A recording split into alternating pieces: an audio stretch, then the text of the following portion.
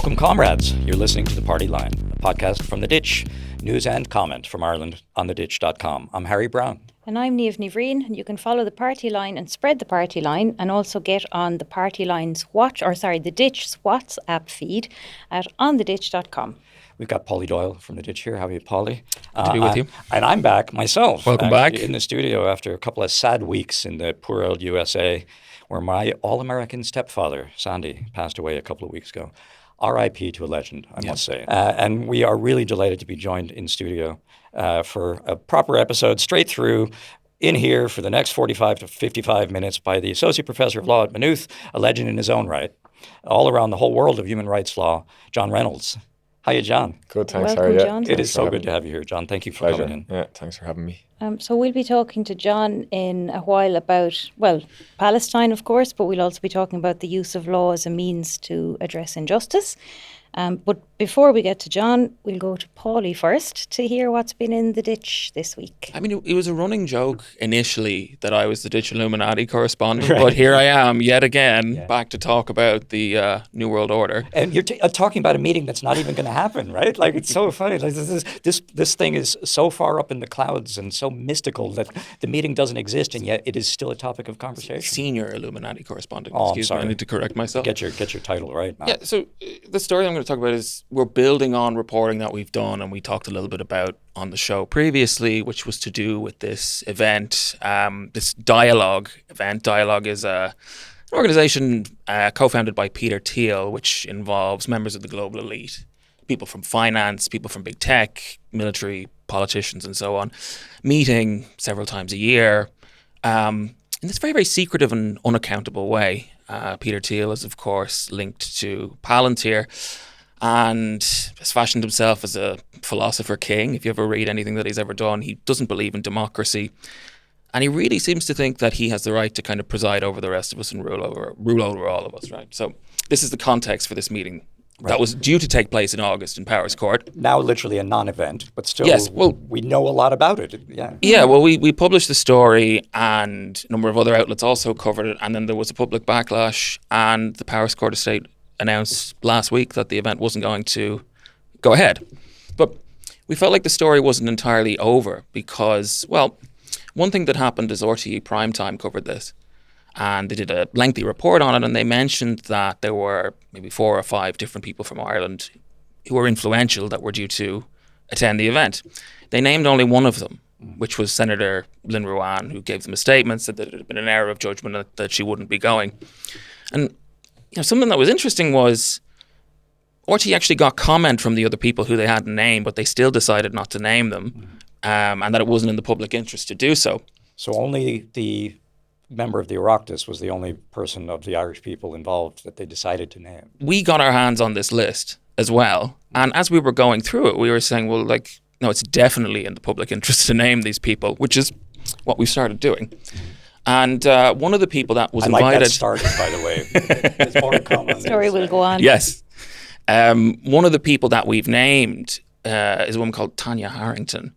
And she is involved in the regulation of energy. She's one of 3 commissioners at the Commission for the Regulation of Utilities, which regulates the energy sector and influences things like data center policy, right? So, I mean, how could that possibly be relevant? She's also well connected. She was an advisor to Fianna Fáil, Minister for the Environment, and she was also in a policy role in IBEC, where she advocated, liberalisation of the energy sector. As you do. Yes, as one does. Yeah. And IBEC, the Employers Confederation. Yeah, and she was due to go along and network with all of these people. And I mean, we're sitting here in a heat wave. I mean, it's important to contextualize this as well. Like, somebody who's in a regulatory position with regard to data centers, which have a tremendous impact on the environment. There was a UN report that came out just I think a couple of months ago, which said that big tech in the last 3 years had increased its indirect carbon emissions by 150%. Right. And that's set to grow even further. To about a quarter of the total national consumption, I think, something like that. At the moment, it's 30%, 50% in Meath and Dublin, and it's set to go up. And Tanya actually went before an Oireachtas committee and was saying, well, look, there's just certain kind of, logistical constraints that stop us actually giving more. And as a thanks for this, we're paying 40% more for electricity on average than the rest of the EU. And did you get comment from her? No.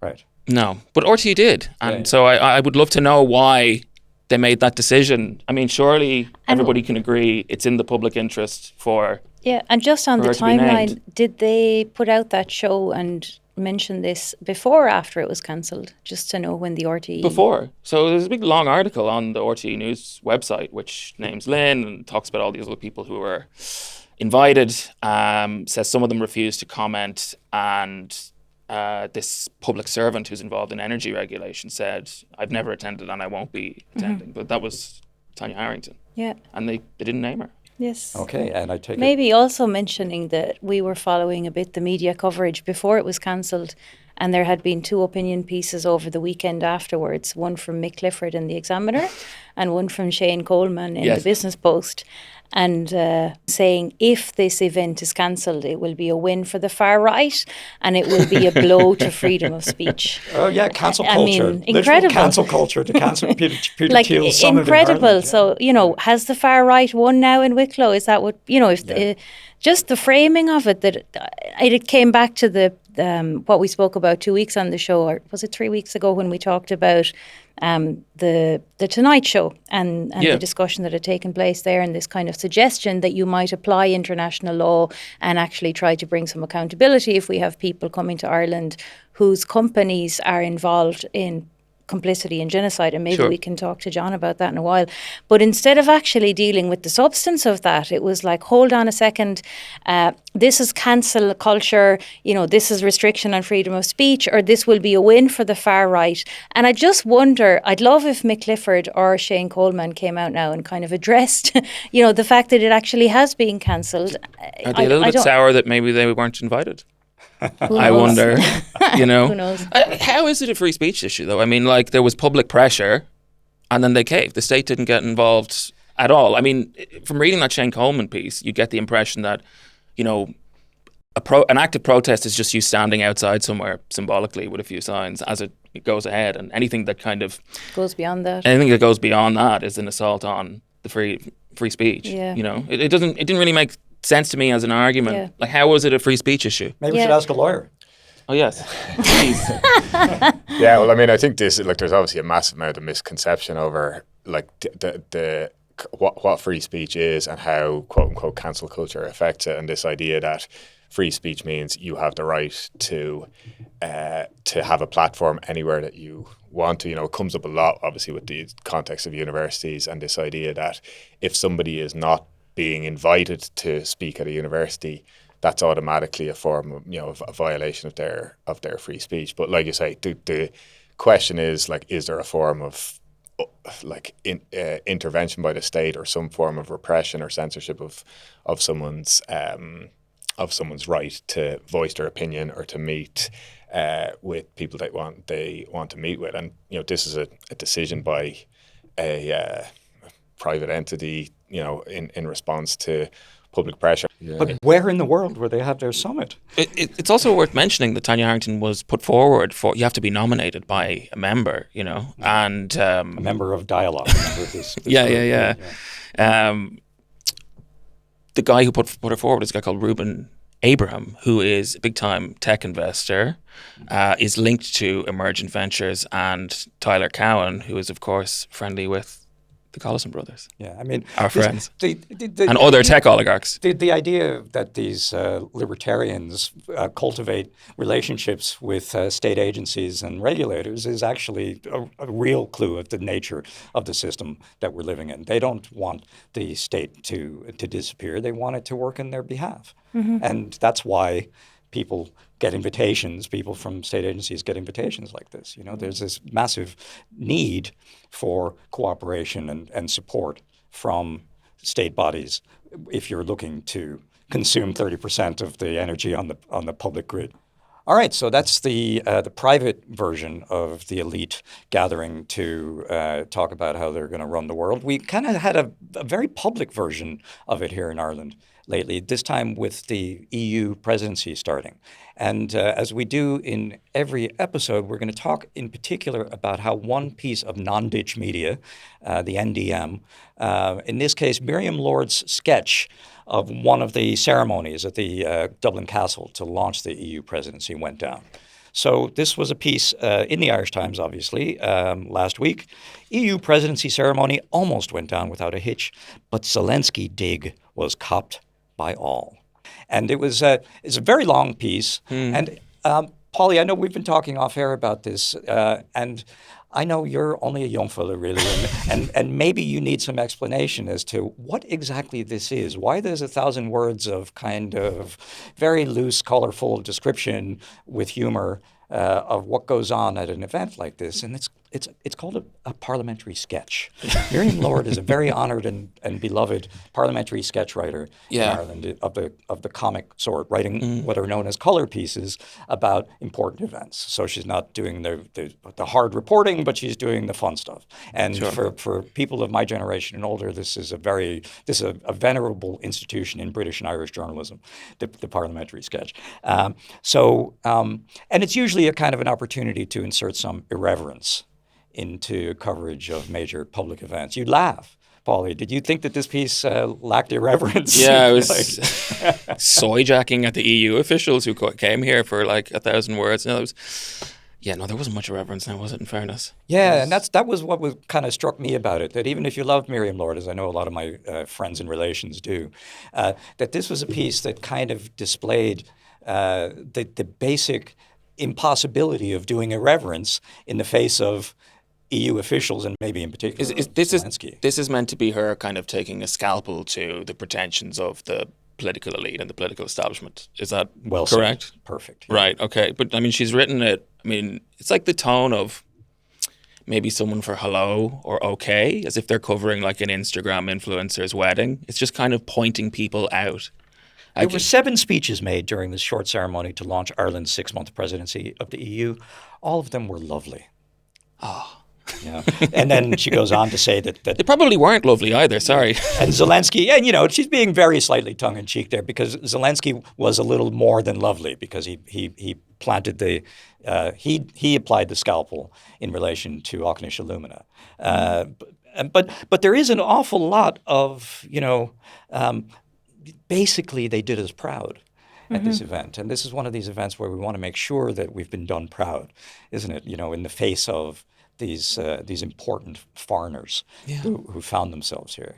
But it's also just all of this information that's so irrelevant, like that the Ryanair flight from Brussels was delayed, that they had some potatoes, that somebody gave somebody else a wallop on the back. Like, it's kind of this, like, it's a hollowing out of an event that was actually, I suppose, the start of the European Union presidency. You'd expect journalism to kind of get into what the European Union actually is all about and why there might be some problematic elements to it.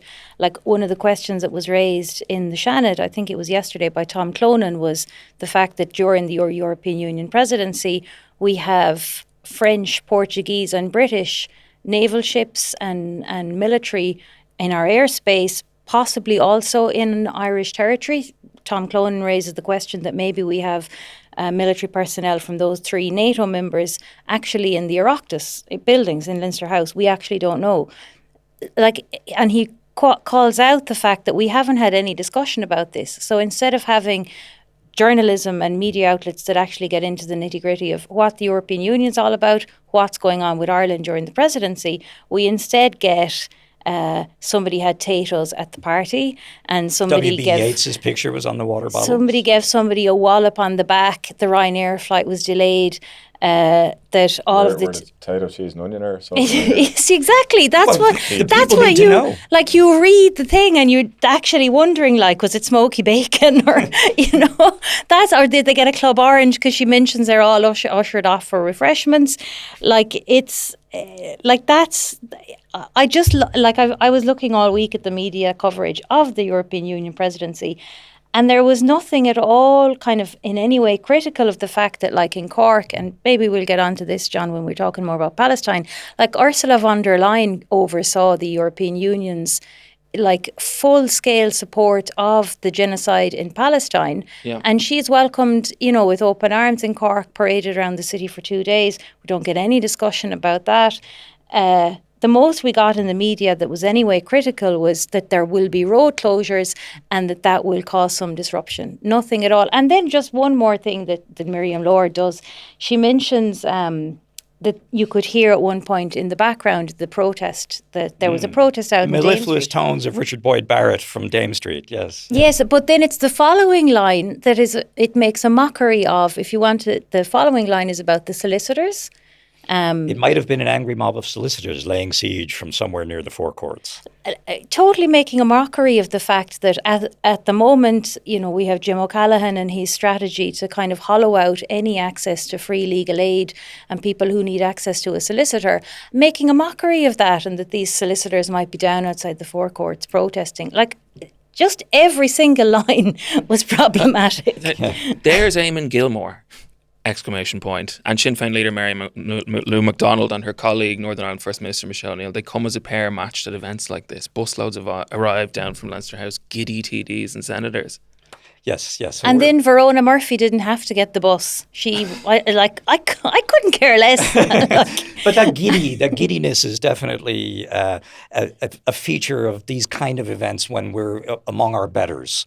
you know, Yeah. and that's The other thing it reminded me of a little bit, and maybe it's just a reference to Enda Kenny particularly, was that period of the bailout post-crash period when Enda Kenny was Taoiseach, and we had, I think there was the Queen's visit, there was the gathering, there was a few of these things where we were trying to restore Ireland's image with this kind of like post-colonial, neo-colonial mentality of showing that we're the best little country in the world to do business in, and showing that we can be mature and respect the Queen and all this kind of stuff. And yeah, I mean, I think it's still, you know, we see that like there is still this deference to the European Union despite everything. And like the other, Yeah, and that's a very good point of going back, not just to most recent events, but like we haven't exactly been treated extremely well by European institutions. Yeah, But the exactly. last time we had the presidency, of course, was in the midst of all that, just 12 years ago. Yeah, the other ex-Taoiseach, obviously, who of course appears as Bertie Ahern, and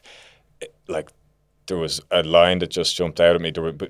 There was a mention of they were going past a derelict building with that a sign had been put up on it, I guess as part of the welcome for all the delegates at Céad Míle Fáilte on a derelict building, and so we see the contrast and juxtaposition of the housing crisis and the derelict and empty properties with this welcome for the EU. But it's also the fact that Bertie Ahern is there, like a month or two after, you know, disgracing himself with the racist comments that he made in the by-election period. And there is a kind of a dig at him by Miriam Lord, but it's more going back to the tribunals and to his previous outings in Dublin Castle or whatever. But this idea that we're welcoming all these dignitaries from Europe and involved in that welcome is someone who's made these horrendous comments about migrant and racialised communities in the country. Exactly. So, but the digs that are allowed are things like that at Céad Míle Fáilte on a derelict site, the Potemkin village aspect of the Irish self-presentation during this time, but no digs at the distinguished foreign guests. Bertie is woke by EU standards, though. I mean, Well, he's that is probably true. still, like, if you put him in the room with all of the EU officials, he'd probably be the least racist man there by, I would say, a significant margin. That's fair. In fairness to him. Yeah, and that aspect of what the EU has been, is becoming, is the direction of travel, is always absent from these things. Yeah. You know, that we're dealing with an increasingly dangerous set of governments and institutions. You know, that where France is very likely to have a far right president in less than 12 months' time. And we're also buying just- weapons from them, of course. Yes. Just on the there's a line. Finally, the Ukraine flag was raised. Zelensky held his hand to his heart and sang. He looked tired.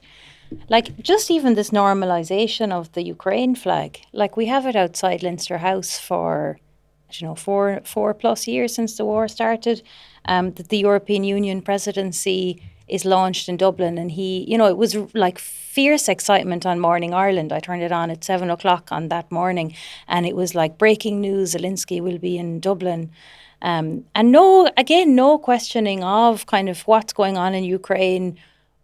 The war is still going on. Why is that? Is it, at the same time that we're they're making moves at European level to restrict men from being able to seek protection to stay in the European Union, that they would be sent back to fight. Ukraine. Yeah, to fight. Yeah. I think that the idea of Ukraine as a kind of legitimizing symbol of the European mission remains powerful. It's kind of all they've got in terms of a sense that the EU stands for some kind of civilizational mission. And Zelensky's presence is the ultimate kind of validation of that idea. This piece doesn't particularly dwell on the kind of the Russian menace, but of course we've talked about it an awful lot on this program previously, the way that the EU missions and Irish participation in them are increasingly constructed around that idea. So Zelensky is the kind of, proud symbol that the EU stands for something. And also the idea that now it's formally in a session process, so that Ireland would seek to include or like to advance that in the next 6 months, that during the presidency Ireland would try and bring in Ukraine into the European Union as a fully fledged member. Now, it's not going to be possible in the next 6 months, but to constantly kind of dangle that as, this is what we're doing, we're going to bring Ukraine in, and kind of no talk about what that might mean. And do we not want to put our efforts in trying to stop the war, rather than let's bring Ukraine into the European Union while it's at war with Russia. But also send back men aged 18 send to back, 30. yeah. So we'll bring them into... Does that apply when they join the EU? Yeah.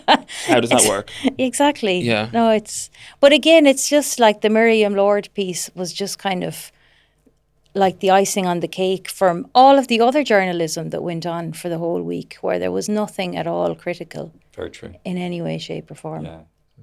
John, Niamh mentioned Palestine there and the role that the EU has played in relation to Palestine.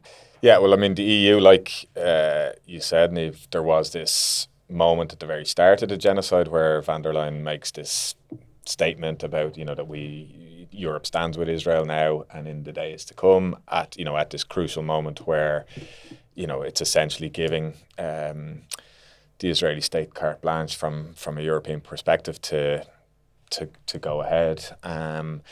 This was a foundational and critical moment of it, and it's taken a very long time for there to be any kind of serious discussion. Like, the 20 years or more I've been working as a researcher on Palestine, the Palestinian lawyers and legal organisations have been asking the European Union to suspend the association agreement. There's been grounds to do that, for a very long time, way before the genocide in Gaza. And so, there's always been this very close relationship diplomatically and economically between the EU and Israel, and we see that in the cultural sphere and the sporting sphere as well, the way Israel is welcomed into European institutions despite the geographic anomaly that involved there. So if you're asking me about like what has the European Union done to try and support Palestinian rights or Palestinian freedom, obviously it's very little. That's not. We saw Micheál Martin, though, off in Strasbourg saying must do more, must do more, must do more. Yeah, I mean, you have obviously certain European leaders who've said these things in isolation. And so, one conversation is about there are camps, there's probably 3 broad camps within the European Union that range from the slightly, the more sympathetic towards Palestinian rights, which would include Ireland and the likes of maybe Belgium, Slovenia, Spain, and a couple of others. You have on the opposite side, the more openly kind of and explicitly pro-Israel states that will block any efforts to take any intervention or sanction against Israel, that are very, very clearly supportive of the Israeli state no matter what. That would include obviously Germany and some of the Eastern members, and then you have a few of the more liberal, centrist kind of positions in the middle. But part of the problem, obviously, with the European Union, if you don't have consensus or unanimity, it's hard for decisions to be made. There is this blockage now with the discussion over sanctions in the association agreement. That the assumption is Germany's not going to change its position, and so Italy could be the bigger state that could have an impact if they were to change their position, or if there's to be a change of government there. But realistically, like it's very far off, serious kind of sanctions at the moment. We're talking about, marginal, partial sets of sanctions on individual settler extremists, and that's it, really. And speaking of marginal and partial, how about the Occupied Territories Bill, a thing that a country can do on its own, as it were, without having to get the EU, everyone aboard? Yeah, so, and I mean, obviously, states can and should be doing things individually when, regardless of whether the EU is moving as a bloc. This has been the argument that people have been making here for many years, again, long before the escalation into genocide, and there's no reason that that something like the Occupied Territories Bill shouldn't have been passed 10 years ago, 20 years ago. And, you have Simon Harris, when the advisory opinion came out from the International Court of Justice in 2024 saying the occupation and what's the situation in the occupied territories in Palestine is illegal. He's saying this is a game changer, and so this now allows us to go ahead with the Occupied Territories Bill. But this is really a distortion of the reality. Like, there was nothing really new in that advisory opinion. It was just confirming and synthesizing what the international law position had been for a long time. And there was an advisory opinion from 20 years prior that said, on the settlements and certain elements of the occupation, that these were illegal colonial enterprises, and that all interaction and support and aid and assistance for them should stop. So it wasn't that the legal situation had changed, it was that the political situation, the political terrain had shifted, and there was this massive mobilisation of public pressure, and the government were coming into election and felt they had to make this promise, and they had to be seen to be doing something, even if they weren't going to actually do it, or as we've seen now, they were only going to do a very partial and watered down version of it. That distinction, sorry Niamh, go ahead. No, I was going to ask as well, just on the public pressure, and maybe to get your opinion on Ireland's decision to back the genocide case, so the case at the International Court of Justice led by South Africa, that a number of states then came in behind and officially backed. Ireland is one of those, and maybe you can just talk a little bit about that and the public pressure that came behind that too. Yeah, well, not to be all lawyerly and pedantic about it, but what Ireland did is not formally backing the case or joining the case in the way that is possible once a case is taken by one state against another at the international court. A third state can, if they feel they have a similar interest or a similar position, they can actually join as a party to the case, which is not what Ireland did. What Ireland did is they intervened in the case, which is to submit their legal interpretation and analysis that might be useful for the court. But essentially, what they have done in the way that a good number of other states have done is submit a legal analysis and interpretation of the Genocide Convention that does effectively support the South African position, even if they're not formally supporting it as such. And like you said, that was a decision that the government eventually made after a long time, for a good while, holding out, saying they weren't going to do that. Like when South Africa first submitted the case in December 2023, January 2024, Leo Varadkar was Taoiseach at the time, if I'm remembering right, and he was asked about it, and he was very explicit in saying, it doesn't seem to be a genocide, and what about October 7th? Was that not genocide? And the position at that time was, in the same way that a lot of the European states' position was, that South Africa is distorting the Genocide Convention by taking this case, and it's not a serious or valid case. The fact that the court itself has essentially, vindicated the South African arguments in its provisional decisions by saying there is plausible grounds to say that Israel is perpetrating genocide and should stop doing so. That series of provisional decisions in early 2024, combined with increasing pressure, and it just became one of the things that civil society and social movement mobilisation cohered around, not just in Ireland but in many places, this idea that this was genocide and should be challenged and prevented and halted as such. And it's interesting, and we can maybe talk about this as well, like the increasing resort and turn to legalistic kind of language that protest movements and social movements and civil society groups have taken over the last number of years. But yeah, again, I would see it as something that, the government felt that they could do, that it wasn't going to cost them anything in the way that imposing sanctions or refusing to trade with settlements or alienating the tech companies and the financial service providers who may be implicated in a ban on trade with services in the Occupied Territory Bill. It was something that they could do that was some form of concession to the movement without necessarily costing the state anything. Obviously, the Israeli state and the likes of the US are not happy with the position that Ireland has taken, even if these only are legal positions and not material or economic sanctions. But it was something that was maybe seen as a compromise. There's also it is also part of a bigger context of what's been happening in international legal adjudications in the last few years, and this goes back to the Russian invasion of Ukraine. There is a case going on at the International Court of Justice between Ukraine and Russia that Ukraine filed after the invasion in 2022, where again, which is partly under the Genocide Convention. And without getting into the weeds of it, in that case, there was a decision made by the Western powers en masse as another way of expressing their support for Ukraine to intervene in that case. And so it wasn't just one state or two states, it was 33 states, mostly European states, that all intervened separately, individually, but all in coordination at the same time on the same legal argument and the same point to try and back up the Ukrainian position in that case. And this is quite a new development. There is this potential for states to intervene in a dispute between two countries at the ICJ has always been there, but it's never really been used in any major or systemic way like this.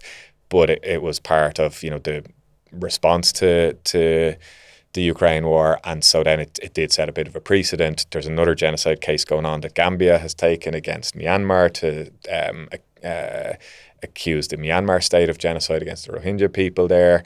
And again, in that case, just before October 7th, a number of Western states, including Britain, Germany, and a number of others who would be more minded to support Israel in the South Africa-Israel case, they were in the throes of preparing their intervention in support of Gambia in that case against Myanmar. That intervention was filed in early November 2023, where they're arguing for a more expansive and wider definition of genocide that, in recent decisions, and particularly in the Yugoslav cases, that the court had narrowed the definition of genocide too much and cast the threshold too high. So they're arguing for a reversion to a wider and more expansive interpretation of the Genocide Convention, which sets then puts them in a tricky position when all of a sudden Israel is being accused of genocide. Let's go back to that point you raised earlier, John, about the fact that these decisions and these interventions or these acts of support do create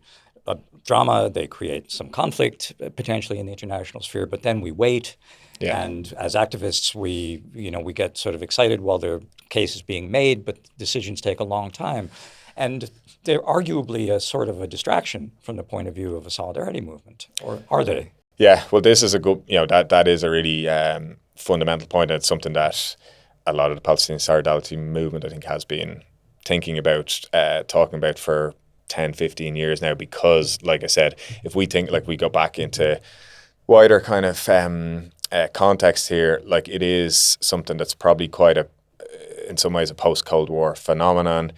If you think about the anti-war movement at the time of Vietnam or other big global anti-war movements, the language and the opposition to the war was articulated not really through the language of law or international law. It was through the language of politics and morals and ethics and other categories, but you didn't really, there was some, fringe kind of arguments at the time of Vietnam that the war was illegal, but really that was not central. Whereas by the time of the Iraq War, that was a really decisive and central kind of element of the debates in the run up to the invasion of Iraq and the opposition to it. Yeah, so I mean, by the time we get to the first advisory opinion from the International Court on Palestine in 2004, that becomes, because of the lack of state responses to implement that by the UN member states, that becomes the basis for the BDS movement to say to emerge basically and say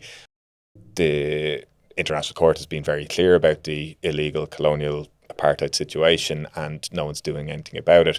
So we're going to organise ourselves as a social movement modelled on the South African model that is not about law as such, is about boycott, sanctions, divestment through a range of different spheres, but it is rooted in a legal essence at the foundation of it. And there are many Palestinian activists who've become increasingly critical of this, that it's we can't and shouldn't rely on human rights language, on legalistic understandings of the situation, that we have to go beyond that. One of the things, like you say, is that this frustration, and I think I did say this at the time when South Africa submitted their case and the initial hearings took place in that January, early 2024 period. The first day of the first set of hearings was, and probably still is, the most impactful moment that case has had, because it was, people were coming on the back of like 90, 100 days at that stage of, incessant live streamed genocide and the horrendous images that we were seeing every day and every night on our screens. And then suddenly people were tuning into this scene of this hearing in The Hague, in this very somber setting in the courtroom there, and you had these very powerful interventions by the South African legal team, and it spoke, I think, to people felt at this point all of the calls for a ceasefire, all of the campaigning that had been going on hadn't got anywhere, and people felt this could be something that could change things, that could move the dial, and it was a powerful moment. But then we get into the slow grind of like the wheels of justice and international law, particularly because international courts are not like domestic courts. They are massively under-resourced and underfunded and not able to, work on the same kind of scale and time scale as a domestic court would. And then there's all the geopolitical interference and interventions that we know all too well about. And so, that case, the South Africa case, there was a series of these emergency provisional hearings and injunctions through the first 5 months of 2024. That's more than 2 years ago now. And, since then, from the point of view of most activists and ordinary people who are following it, nothing effectively has happened. How about from the point of view of an international law expert? Yeah, and so, nothing has happened in the sense that there's been no further decision or order from the court. What has happened since is that, you finished the provisional stage. There was orders issued by the court, increasingly clear, ordering the Israeli state and the Israeli military to stop some of what it was doing. It never went as far as South Africa wanted in ordering a complete halt to all military activities in Gaza, in the same way that it had no hesitation and no problem in doing immediately in the Ukraine situation. Obviously not that meant that all of a sudden Russia stopped the war, but there would have been, the thing I would always say about international law and any decision from a court, it's not going to be, international law is not self-enforcing. It's up to states to voluntarily consent or comply with it, and if the Israeli state's not complying with a judgment, it's up to then the rest of the UN member states to compel them or coerce them to comply through sanctions, diplomatic, economic, or other measures. Which also isn't going to happen, though, right? No, which isn't going to happen. But the stronger decision that you have from the court, maybe it creates a little bit more momentum for it. But yeah, there is an element of waiting for something that's not really going to happen in this scenario. What has happened? So what can happen, and when is it likely to happen? Yeah. So what status and timeline report? Yeah. So basically, what's happened is that after the provisional stage finishes, then the two states have to submit their full set of arguments, which are called the memorials. South Africa submitted its one on time by its deadline of October 2024. A huge amount of work, 750 page submission, thousands of pages of supporting evidence and annexes. They got that in on time, under a huge amount of pressure to do so. Israel then have their deadline to respond 6 months later, which they failed to meet. They asked for an extension. So just it reminds you of your disorganized students who are constantly requesting extensions. They asked for 2 further extensions. They eventually submitted it in March of this year. So we're already 2 years have passed already just for the written submissions to come in. Now the court has asked South Africa to submit a reply to the Israeli memorial. It gives South Africa 18 months to do that. Then Israel has the entitlement to submit a rejoinder to the reply. So the deadline for the Israeli rejoinder is now set for something like May 2029, I think it is. So we're going to be another 3 years before we're even finished with the written submissions, which is 6 years since the case started, and only at that point then do we get into another a round of hearings in the court and moving towards a final decision on the merits. But there could be objections, counter motions, and so on. So that could, we don't know how long that could take. That, but at the moment, we're looking at 2029 before anything will be moving forward. In the just for context, in the genocide cases, the genocide case that Bosnia brought against ultimately Serbia, it was 14 years from the time this case was submitted, again as an urgent intervention to try and stop the onslaught in Bosnia in 1993. The final decision in that case was in 2007. Now it wouldn't normally take that long, but it can take that long. So what are we doing here? I mean, I would see it as the utility of this case or of any of these interventions at the International Court of Justice is not about the final decision itself, because this would be one of the general kind of threads of critical legal scholarship that by the time the decision is made by any court or legal body, it's too late, whether it's about trying to stop an invasion or a war or a genocide or a set of torture practices or whatever. The law by its nature is retroactive and oftentimes is only deciding things after the fact when it's too late to stop them from happening. But what can happen in the meantime is that activist groups, social movements, but also lawyers in domestic courts can take what is there from the initial decisions, from the advisory opinion that we do have on the illegality of the occupation. And this is, and again, these processes will take time to filter through, but you do have lawyers all over the world now, putting huge amount of efforts and so in some cases very interesting, important and creative legal arguments to bring to their domestic courts, to their national courts, based on, at least partially based on what the International Court of Justice has said or what the South African case is saying, whether that's the likes of the Hind Rajab Foundation compiling evidence and documenting the atrocities being committed by Israeli soldiers in Gaza and bringing that individuals potentially in that case. Yeah, and tracking individuals and seeing where there are dual nationals or where there are Israeli soldiers traveling in anywhere in the world. They have a huge database now and a network of lawyers all around the world, and they are trying their utmost to get some form of accountability where those people may end up. And then you have cases going on that lawyers and solidarity organisations are taking in different countries to try and stop their own states from exporting weapons, to challenge corporate complicity in different ways. And some of these cases are ongoing, and there have been positive initial decisions in Belgium and the Netherlands and places like that. But again, the state or the corporation will lawyer up and will appeal, and so it is a long process. It sounds like it's a fight. It's a series of fights. It sounds like kind of politics as harassment in some ways. Yeah, I mean, I always would like for people, and particularly for idealistic law students who are studying the law and who believe in have a commitment to social justice or a progressive kind of politics and philosophy of what justice is or should be. and think that the law may be able to deliver that nicely and neatly.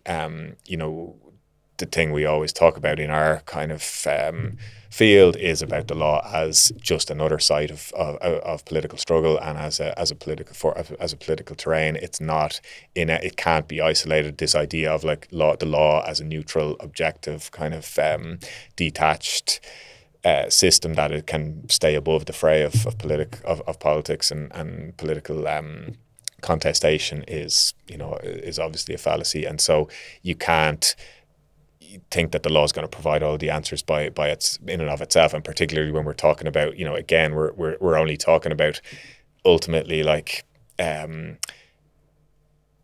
stopping the most immediate harm. If we're talking about trying to intervene to stop a genocide or to halt weapons exports, that's still not addressing the bigger, longer term picture of Palestinian self-determination and decolonization and so on. And so the vision has to be one of the law as one tactic in a much broader diversity of tactics, and where the law can be useful in relation to a bigger political struggle and political strategy that's coherent and unified and well articulated around what the future for Palestinian freedom and liberation looks like. In that case, the law can be useful and can feed into that. And I think increasingly there are lawyers willing to think politically, and there are lawyers in Ireland, in England at the moment, doing some very interesting thinking around this, reflecting on their own cases, seeing where do they fit into. By doing this, will I be normalizing the current system? This is something Palestinian lawyers in working, in the Israeli court system or the military court system have had to think about for a long time. But is this normalizing the system, or is there a way that we can carve open some cracks here that can feed into a more radical political activism as well? Maybe just as you're talking, John, because I was living in the Netherlands during that whole time, so I was outside the court. I suppose there's a few things that came to mind as you were talking, and I suppose the fact that the court case happened at all was a moment for people to galvanise around that. Like, there was huge organising around that, and then that kind of continued for weeks and months after. And at the same time in the Netherlands, there was a case being taken by a group of different organisations that were following the arms trade, and they had pinpointed the components from the F-35s were going from the Netherlands to Israel, and they took a case and they lost on the first instance, but then in the second, when they appealed it, the court actually took into account the fact that by then there had been an interim ruling or an interim judgment that there was a plausible case of genocide. It was obviously not a final ruling.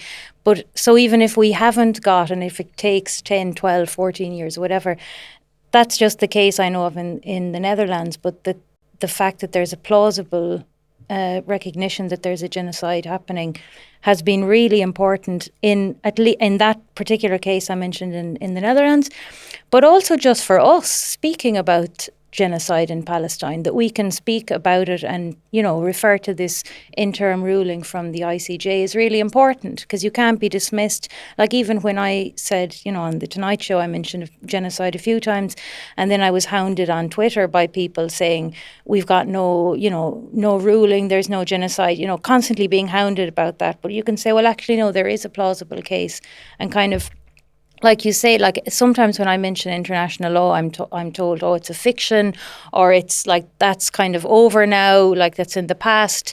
And like you say, it's not going to resolve everything, of course. And if we were just relying on international law, we'd be doomed. But it is still a really important tool that we can't really discard, I think. Is it the master's tool, though? Is it? Yeah, well, it is the master's tool, but I think. Just when you're talking there, Niamh, one thing that came back to me, so there is this element of the permission to narrate and what voices or institutions have legitimacy, and for better or for worse, the International Court of Justice does have a gravitas and a legitimacy that a Palestinian legal expert, who's been saying the same thing for many years, or an Irish one just doesn't have. And so, it just reminded me, you'll remember this, Harry, when we wrote the letter to the Irish Times about the question of, the academic boycott and academic institutions and relations with Israel early on in the genocide, and we had the guts of 1,000 scholars and people in universities across Ireland who signed that letter, and then there was this quite contrarian, dismissive letter from about 20 academics in response. And the line that always stuck with me from their response was this very dismissive point that not all war is genocide, and you shouldn't be throwing around that term so loosely. And since then we have had the International Court of Justice, we have had the UN Commission of Inquiry, and all of these other expert bodies and Israeli Holocaust and genocide studies scholars, legal organizations in Israel, so on, and so it has become more acceptable or more legitimate now to use that analysis, because there is it is backed up. Those people have been, I think, quiet on it since then, but it comes up in every institutional context. And the amount of people that I've spoken to over the last couple of years, whether it's in universities, in their own jobs or workplaces, in cultural institutions or their local sports club or whatever it is, to be able to bring a motion or hang a banner or whatever it is that's referring to genocide, they're able to rely on what the International Court has said or what the UN Commission has said, and that does give it a legitimacy. And it is this point about, well, is international law over now? And there is this sense of the open contempt and disregard and vulgar and explicit way that the Trump administration dismisses international law. I think there is this assumption that that means now it's not something that we can rely on, because the US empire in its decline is lashing out and disregarding it. But one answer that I would have to that is that there's nothing really that new about that. It's more about the tone of it really than the content. The US has always been in a very antagonistic relationship with international law and institutions. Yes, international law has been a vehicle of US soft power, particularly during the Cold War period, and since then trying to kind of mold international law to shape its interests. But it is interesting, even thinking about the South Africa case, like at the same time that when people were asking Trump about the assassinations in the Caribbean, where when people were saying, what about the humanitarian law rules, and are you sure you're not targeting civilians? Should you not be checking that legally, and so on? And what about collateral damage? And he said, no, I think we're just going to kill people. And speaking with a very open kind of disregard in a way that previous US administrations might have come up with elaborate legal justifications to show. And maybe future ones will too. Yeah. But at the same time that he's saying that, his administration is engaging in all these legal interventions, right? They created this board of peace, which in some ways you can say is a way to bypass or replace the UN Security Council. But they have gone to the UN Security Council to get a resolution endorsing it, because they still understand that even if they don't really care that much about international law, many other states that they want to have for this thing to have legitimacy do still care, and so they're going out of their way to make whatever concessions or deals they made with Russia and China to get that through the Security Council. And hasn't got a lot of coverage, but the US has also now intervened in the South Africa Israel case, the genocide case, in the same way that Ireland has, with a very different argument to the Irish argument, and with an argument that is supporting the Israeli position. But the fact that they've the fact that they've gone to that effort, I believe they have to use it. That this is a terrain, as you say. Yeah. I can't help but say, because the last time I was in the studio, I had two Palestinian journalists here, right, Zaina Tahan and Leila Wara, and they described to me a situation where the occupation has got more brutal all the time. It's advancing every day, where the facts on the ground are horrendous. And then we know the facts on the ground in Gaza, of course, already, but in the West Bank getting worse and worse as well. And we're here talking about whether we've established some words to describe some of this. Is it an occupation? Is it illegal? Is it apartheid? Is it genocide?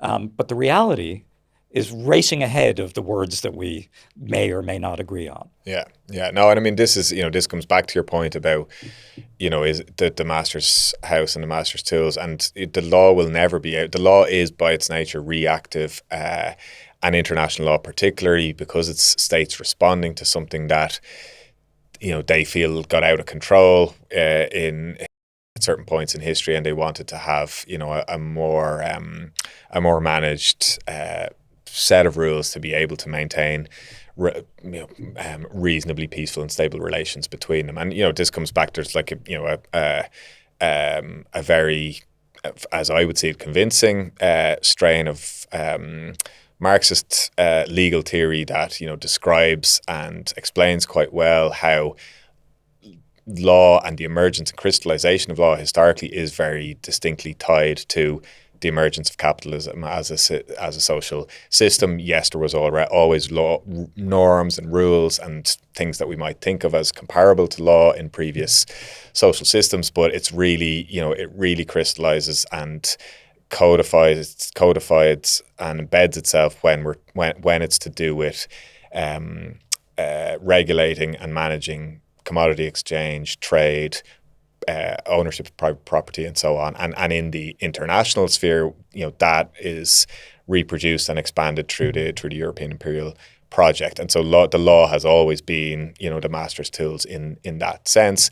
There was this brief period in the post-decolonization period of the 60s and 70s where the newly independent former colonies in the UN became the majority, tried to use the UN mechanisms, and in some cases, quite successfully, to embed norms and prohibitions against colonialism, against apartheid, to enshrine the rights of national liberation movements to resistance, to recognition as legitimate actors, and so on, and try to ultimately then bring about what they called a new international economic order through the UN and the legal political system there, which ultimately was a step too far for the Western powers. The Western powers were happy to allow for a certain amount of limited political sovereignty, but certainly not a major restructuring of the global economy in a way that the way that some of the more radical third world actors were imagining it, which would have subverted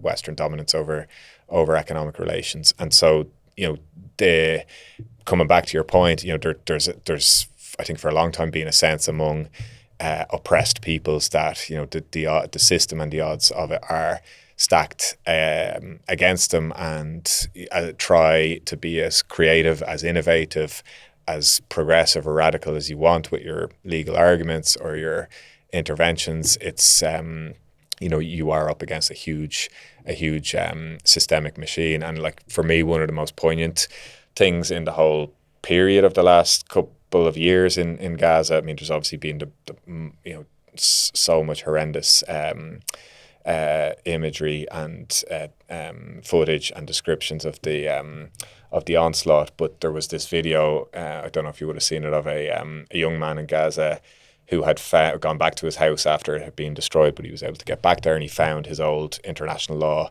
textbook in the rubble, and he's making this video of himself describing how he thought this was going to be the something that would help Palestinians to escape from the siege and the blockade and the situation they had been under in Gaza. And Rafif Ziada talks about this in one of her poems or one of her pieces about how we, as Palestinians, diligently learn our UN resolutions and our Geneva Conventions articles, and we recite them in our best articulation when we're on the BBC or whatever.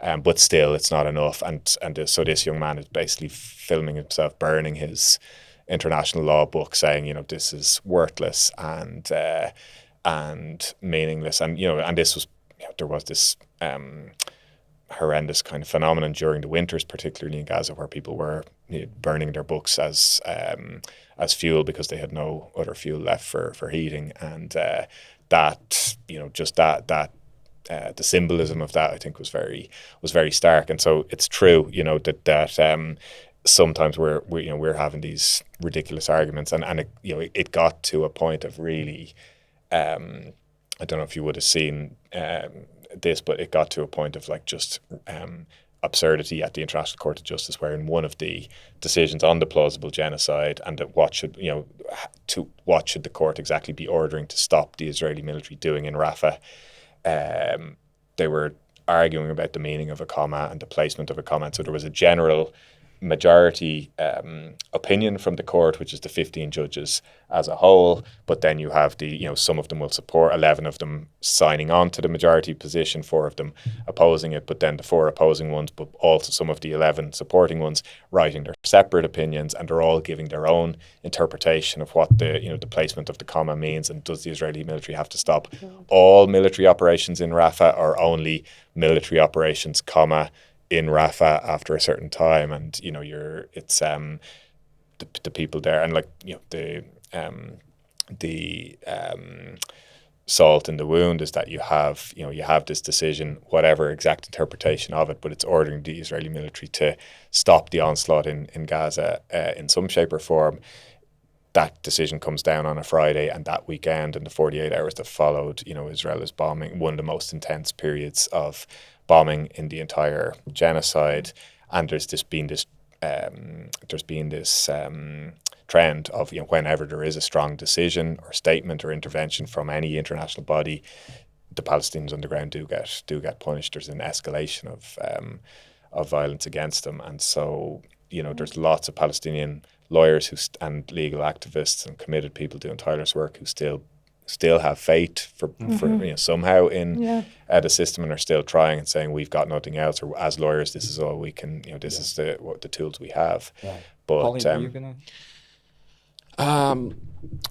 I was going to ask a while back. I mean, do you think this? The US obviously in a new way has open contempt for international law, even though the material reality was it was never really that friendly to it. Yeah. I think they have. Was it the Hague Invasion Act, where they'd actually invade The Hague if any US soldiers were being prosecuted? Yeah. I was going to ask, do you think, on the whole, it's better in terms of, at least everyone kind of knows what we're dealing with here? Or is it preferable that the US, though it's hostile to international law in some ways, at least gestures towards its legitimacy, and do those gestures maybe somehow create a space for people to take legal actions that are more effective? It's a great question, because they're kind of doing a bit of both at the moment, right? Yeah, they are doing a bit of both, but I know certainly more, in under Trump, more of the first, whereas what you're describing in the second version is more the tradition that the Biden, Clinton, Obama vision would have been. And it is, there's these debates come up about hypocrisy in international law, and the idea that Obama or whoever is speaking in quite friendly and sympathetic tones about the importance of institutions and international law and so on, but then is actually responsible for way more drone strikes and way more targeted assassinations than W. Bush had been before him. And so I think in some ways, there is something there in that, where it is a more open and honest attack on international law. It's something that you can see if we're talking about the political contestation between a liberal European kind of centrist vision that tries to uphold some iteration of universal rules and standards. They may be more likely to take the US on when they are attacking it in a full frontal way rather than in a more subtle underhand way. Arguably, what is happening now? To some extent, But you have it does create on the other side of it. It does create this hugely difficult situation, particularly for lawyers or activists in the US who are trying to do anything there, because whatever limited kind of cracks and opportunities are there for subversive legal tactics or strategy or whatever are really being closed off very quickly. And this is on the point, on the point of we're thinking about the law as how Palestinians are using the law or could use the law to support their struggle. But, ultimately, like you say, it is the master's tools, and a lot of states have been using the coercive arm of the law against Yeah, I was just going to say one final thing before we finish, because we've talked a lot about being here and talking about whether we use this term or that term and using the law. But obviously, there's an awful lot of other stuff going on outside of this room, including direct action, which we've talked about an awful lot. And then I suppose the need for people who are involved in direct action to then rely on the law when they come up against it. So we've talked a lot here about the people who've gone onto the runway in Shannon Airport. We talked about And Palestine Action in Germany and elsewhere. yeah, and I suppose then it's kind of I suppose bringing it closer to home and what you were saying about states using the coercive arm of the law, which we see in Shannon, instead of them using the law to actually search the aeroplanes that are coming through the airport, or to enforce the law in terms of the planes that are going through Irish airspace. Yeah. Yeah, I mean, if we think historically, like maybe there's a superficial sense that like repressive states, colonial enterprises, and imperial powers, it was all about force, and it was might makes right, and they didn't care about the law. But if we look closely at the history of any colonial project, there's always a very central role that the law plays in how the colonial power administers the colony. If we think about apartheid South Africa, and how central the banning and proscription laws were in that context as a form of repressive control. I think the modern liberal democratic state is very well aware of the efficacy of that, and we've seen that increasingly, and what we have seen with the likes of the prescription of Palestine Action, or other designations of even liberal legal human rights organizations as terrorist organizations in terms of the Israeli designation, or being sanctioned by the US administration. We have the reality is people are like, well, the default or instinctive reaction might be this is a massive overreach, or it's going way too far. But unfortunately, international law and standards and the way norms have built up over time, the state does have a huge amount of discretion in these areas when it comes to state security and national security. And even people will talk about, and there will for sure be some challenges to some of these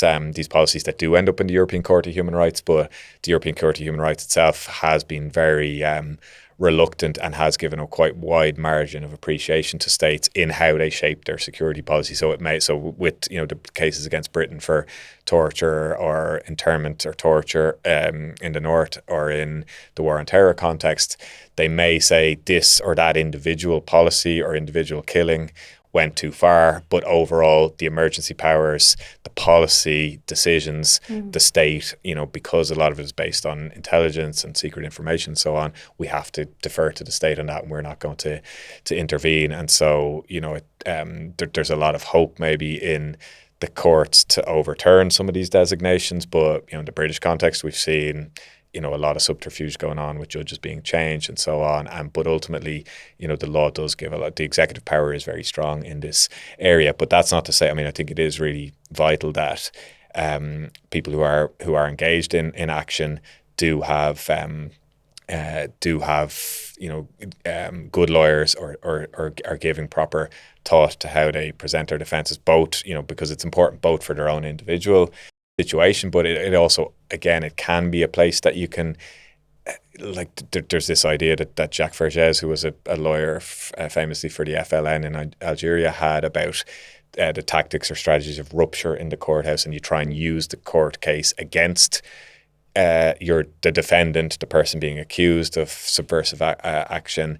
You try and use it to flip things on its head, and to put the state or the police or the colonial regime in the dock, and bring some of these, use the court in some ways as a space of politics, or a space of spectacle even. And that can, sometimes that can be where, that merges with convincing and persuasive legal arguments, that can be very successful. And we've seen that with, say, Bhriain Ní who's involved who was in the South African legal team. In that case, her main area of law in her practice in England is protest law, and she, was involved in the case of the Colston protesters who threw the statue in the sea in Bristol, and was able to come up with a really clever legal argument to get them off. And so there are